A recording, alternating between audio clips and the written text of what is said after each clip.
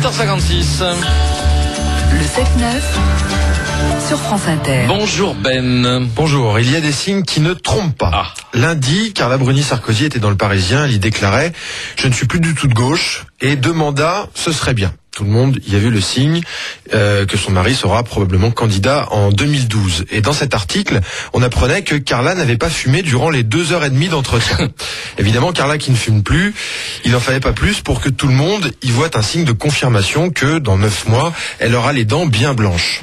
Autre signe, Dominique Strauss-Kahn a perdu 7 kilos. En plus, il est venu à Paris récemment, donc c'est sûr, il sera candidat aux primaires socialistes. Et il doit encore en perdre 3 ou 4. Ma cousine Carole, qui habite au Mans, est venue à Paris la semaine dernière. En plus, elle a fait un régime. Donc c'est sûr, elle aussi, elle va se présenter aux primaires socialistes. Et désolé Dominique, mais si ma cousine se présente, je suis obligé de voter pour elle. C'est quand même ma cousine. Alors si je vote pas pour elle, ma tante va me faire la tête, ça va être le bazar. Il y a des signes qui ne trompent pas. DSK a rencontré Martine Aubry à Paris. Donc c'est sûr, Martine ne se présentera pas. D'autant plus qu'elle n'a pas fait de régime. Allez hop, un signe de plus. J'ai appris hier que Jean-Pierre Chevènement a annoncé qu'il sera candidat à l'élection de 2012. Ça, c'est vraiment un signe qu'il ne gagnera pas. Vraiment, l'actualité est pleine de signes et de symboles. Par exemple, maintenant, on jette les terroristes décédés à la mer. Non mais quel signe on envoie en faisant ça? Eva Joly, je parle sous votre contrôle, alors qu'on essaie désespérément d'inculquer aux jeunes générations un minimum de conscience écologique. Que fait Barack Obama, l'un des hommes les plus influents du monde? Tranquille, il balance à la mer le premier truc dont il veut plus. Alors ça, c'est du grand n'importe quoi. Allez expliquer à vos mômes après ça, pendant les prochaines vacances, qu'il ne faut pas jeter les sacs en plastique à la mer. Tes mômes, ils te répondent, ouais mais papa, le président américain, lui, il jette des messieurs tout entiers à la mer avec leur barbe, leur djellaba et leurs claquettes aux pieds. Bon. Heureusement que tout le monde ne fait pas comme Obama. Vous imaginez Sarkozy et Claude Guéant prenant leur voiture pour aller à la mer avec la convention de Schengen dans le coffre et hop, à la baille. Je sais pas, moi, Eva Joly, vous voyez, vous, aller jeter Nicolas Hulot à la mer pour vous en débarrasser? Bon, c'est un mauvais exemple, parce que probablement, oui, vous voyez. Ce qui est pas super de la part d'une écologiste comme vous, parce que je suis pas totalement sûr que Nicolas Hulot soit 100% biodégradable. Ou alors si, mais nu. Mais là, tout le monde se dirait, ouais, mais qu'est-ce qu'elle foutait Eva Joly avec Nicolas Hulot toute nue sur un bateau? Non, et les symboles, c'est important. Il faut pas faire n'importe quoi.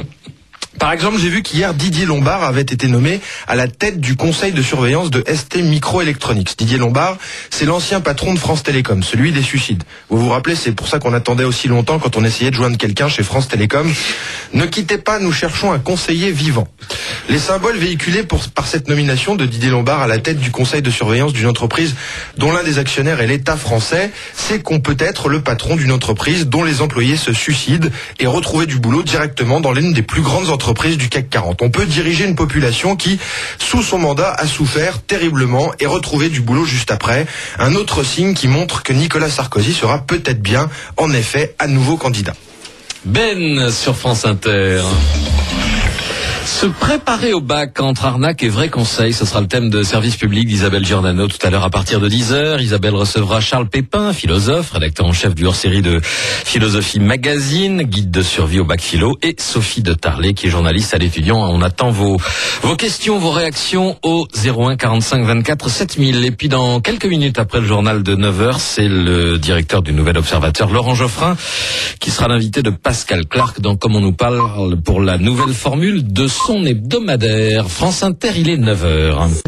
C'est le premier référendum au Royaume-Uni depuis celui sur l'appartenance à la communauté européenne en 75. C'est le premier vrai test pour la coalition au pouvoir avec un grand nombre d'élections locales et régionales. Et pourtant, la participation pourrait être la plus faible de l'histoire. On parle même de 20% seulement à Londres où seul le référendum aura lieu. Les Britanniques doivent se prononcer sur un nouveau système pour élire leurs députés. Ce serait un choix par ordre de préférence. Puis on redistribue les voix jusqu'à ce qu'un candidat obtienne la majorité. C'est actuellement beaucoup plus simple. Celui qui arrive en tête l'emporte. La réforme est défendue ardemment par les libéraux-démocrates qui seraient ainsi plus nombreux au Parlement. Les conservateurs, leurs alliés au pouvoir, font campagne pour le non et l'opposition travailliste est coupée en deux. Une réforme un peu compliquée qui ne devrait pas passer selon les sondages et une classe politique donc éclatée. Voilà sans doute pourquoi ce référendum ne captive pas les Britanniques. L'enjeu politique est pourtant d'importance. La coalition au pouvoir, avec un perdant, un gagnant, sortira forcément affaiblie du scrutin. Londres, Franck Matvon, France Inter. Selon Paris, 2 suspects auraient été identifiés dans l'enquête sur l'attentat de Marrakech.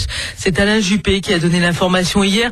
L'une de ces 2 personnes aurait été interpellée. L'attentat de la place Jemaa el-Fna n'a toujours pas été revendiqué. Jeudi dernier, il a fait 16 morts, dont 8 Français et 21 blessés. Aux États-Unis, Barack Obama est attendu aujourd'hui à Ground Zero à New York, le site des tours jumelles du World Trade Center, détruite le 11 septembre 2001. Hier, le président américain a expliqué dans une interview sur CBS qu'il avait décidé de ne pas autoriser la publication des photos de la dépouille d'Oussama Ben Laden. Pierre-Yves Dugas. Barack Obama explique être absolument certain de la mort d'Oussama Ben Laden et garantit, je cite, qu'on ne le reverra plus jamais sur Terre. En revanche, il considère que les images de son cadavre ne doivent pas être publiées. Il pense qu'elles pourraient inciter certains à la violence ou servir d'instrument de propagande. De toute façon, nous n'exhibons pas ce genre de choses comme un trophée, a précisé Barack Obama. L'avantage d'une publication de photos aurait été de convaincre certains sceptiques, mais la Maison-Blanche pense disposer par ailleurs d'autres preuves, notamment génétiques, ainsi que du témoignage d'une des femmes d'Oussama Ben Laden, elle-même blessée durant le raid de lundi. Washington, Pierre-Yves Dugas, France Inter. En Syrie, selon des militants des droits de l'homme, 300 personnes ont été arrêtées ce matin dans la ville de Sakba, près de Damas, une ville où des manifestations avaient eu lieu le week-end dernier pour demander le départ du président Bachar al-Assad. La Libye est le groupe de contact qui devrait annoncer aujourd'hui à Rome la mise en place d'un système de financement des rebelles. Par ailleurs, hier, le procureur de la Cour pénale internationale a annoncé avoir délivré 3 mandats d'arrêt contre des dirigeants libyens pour crimes contre l'humanité. Selon des diplomates, le colonel Kadhafi en ferait partie. Au Japon, des ouvriers ont pénétré ce matin dans le bâtiment du réacteur numéro 1 de la centrale de Fukushima. Une première depuis qu'elle a été endommagée par le tsunami du 11 mars. C'est TEPCO qui l'annonce. Ce sont 2 ouvriers munis de combinaisons de protection et de bouteilles d'oxygène qui ont pénétré pour la première fois dans le bâtiment pour tenter de mettre en place un système de ventilation visant à faire baisser le niveau de radioactivité. En France, du nouveau pour les prisons. 25 vont être construites dans l'Hexagone, 15 rénovées, 36 fermées. Les plus vétustes, c'est le nouveau programme immobilier pénitentiaire présenté hier soir au syndicat par le garde des Sceaux. Michel Mercier devrait le préciser lors d'un déplacement aujourd'hui en Charente-Maritime. Il a d'ailleurs accordé un entretien sur le sujet au quotidien Sud-Ouest ce matin. Les détails avec Xavier Montferrand. 25 prisons seront construites, notamment à Fontenay, en Charente-Maritime, et à Sauzet, dans le Lot. 7 vont être agrandies et 15 rénovées. En revanche, 36 établissements pénitentiaires vont être fermés à Saintes, Rochefort ou encore à Agen. La CGT pénitentiaire se dit satisfaite des décisions du ministre qui a, selon le syndicat, enfin reconnu l'utilité de maintenir des prisons à taille humaine plutôt que de construire des usines carcérales. Fin de citation. Pourtant, le dossier était mal parti. En juillet dernier, les annonces de Michel Liomari, prédécesseur de Michel Mercier au ministère de la Justice, avait provoqué une levée de boucliers parmi les syndicats et les élus qui lui reprochaient un manque de concertation. Cette fois, le garde des Sceaux a consulté les professionnels et les élus locaux pendant plusieurs mois. Il assure que la fermeture d'un établissement sera accompagnée dans la plupart des cas par l'ouverture d'un autre site dans le même département ou dans un département voisin pour faciliter la réaffectation des agents. Michel Mercier qui devrait préciser lors de sa visite en Charente-Maritime le détail des sites concernés, ceux qui ouvriront et ceux qui, à l'inverse, fermeront leurs portes. Cela s'est passé hier matin au ministère du Travail. Un inspecteur du travail, également syndicaliste à la FSU, s'est suicidé sur son lieu de travail, donc dans une lettre laissée à ses proches. Il parle des relations sociales de plus en plus tendues. 23 mois après la catastrophe du vol Rio-Paris dans l'Atlantique, les premiers corps des victimes pourraient être remontés à la surface aujourd'hui.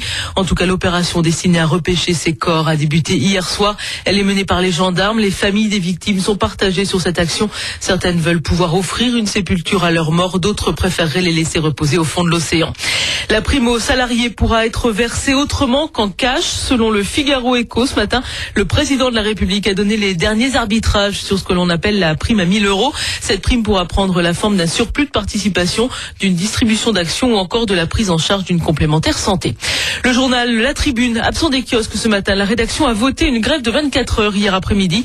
Dans la matinée, elle avait appris la démission du directeur de la rédaction et de son adjoint, Alexandra Hakoun. Un véritable coup de massue sur la tête, les départs de François Langlais et de son adjoint Olivier Provost. D'après le communiqué publié par la direction hier, c'est en raison de divergences stratégiques avec la nouvelle patronne du journal, Valérie Decamp, qu'ils auraient claqué la porte. Les intéressés n'ont fait aucun commentaire. Mais ce qui, semble-t-il, a vraiment mis le feu à tout le journal hier, c'est l'annonce par Valérie Decamp de faire désormais appel à 40% de collaborateurs extérieurs pour remplir les pages du journal, contre 15% aujourd'hui. Les 3/4 des salariés ont voté contre. Et pour les syndicats, c'est clair, c'est un plan social qui se profile. Sans compter que depuis la reprise du quotidien pour 1 € symbolique il y a 1 an, la nouvelle présidente ne s'est toujours pas expliqué sur son projet éditorial. La grève a donc été décidée. En janvier, la Tribune a été placée en procédure de sauvegarde. Au moins, ses créances pour le moment sont gelées, mais elle est toujours à la recherche de 15 millions d'euros pour se recapitaliser. Une assemblée générale doit avoir lieu ce matin. Les 120 salariés du journal décideront alors des suites à donner à leur mouvement. Le dernier poilu au monde est mort. Il était anglais. C'est la presse australienne qui l'annonce ce matin. Claude Choulès, dernier combattant connu donc de la Première Guerre mondiale, avait 110 ans. Le foot français et l'affaire des quotas. Suite, mardi soir, on apprenait que c'était Mohamed Belkacemi, le conseiller technique national en charge du foot des quartiers, qui avait enregistré cette fameuse réunion du 8 novembre.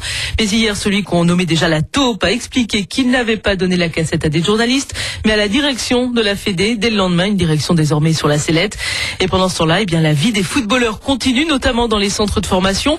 Hier à Clairefontaine, c'était une journée de détection de talent et du coup, pas mal de questions sur les vrais critères de sélection. Olivier Vidal. L'Institut national du football souhaitait avant tout rassurer lors de cette journée de détection. Non, il n'y a pas de critères ethniques retenus dans le recrutement de l'INF. Les compétences surveillées sont tout autres. Gérard Prêcheur, le directeur de l'INF. Les habiletés techniques, les capacités motrices du jeune joueur. Ensuite, nous sommes très sensibles aux capacités cognitives, à la capacité qu'a le jeune joueur à traiter l'information, ses compétences techniques, mais également sur son état d'esprit, ses qualités mentales. À un degré moindre, nous prenons en compte également les caractéristiques athlétiques. Le centre de formation qui a encadré bon nombre de joueurs de l'équipe de France, comme celle de 98, la grande équipe, Black, Blanc, Beurre. Stéphanie est d'origine antillaise. Elle est venue accompagner son fils, Kyrian, né en 1998. Cette maman choquée par l'affaire des quotas. Pour autant, selon elle, l'INF est un tremplin essentiel pour son fils qui rêve de devenir joueur professionnel. On sait que c'est quand même une bonne école et puis qu'il y a un bon suivi. Et puis nous, déjà, c'est d'abord l'école d'abord, après le foot. Mais bon, quand tout est lié et que tout se passe bien, il n'y a pas de souci, quoi. Clairefontaine, Olivier Vidal, France Inter.